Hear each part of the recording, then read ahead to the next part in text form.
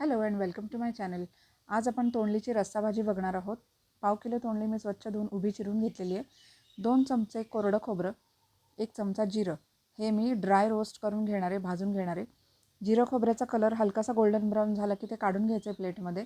त्याच कढईमध्ये मी 1 चमचाभर तीळ जे आहेत पांढरे तीळ ते भाजून घेतलेले आहेत. जिरं खोबऱ्यामध्ये हळद, गोडा मसाला आणि लाल तिखट असं घातलेलं आहे. चिंच घातली आहे आणि चिंचेचा आंबटपणा बॅलन्स करण्यासाठी गूळ घातलेला आहे थोडासा. हे सगळं मिक्सरच्या भांड्यामध्ये मी ट्रान्सफर केलं आहे. आपले भाजलेले तीळ हे थंड झालेले आहेत, ते घातलेत आणि अर्धा चमचा भाजलेल्या शेंगदाण्याचं कूट घातलेलं आहे. हे सगळं मी पाणी न घालता वाटून घेतलं आहे व्यवस्थित.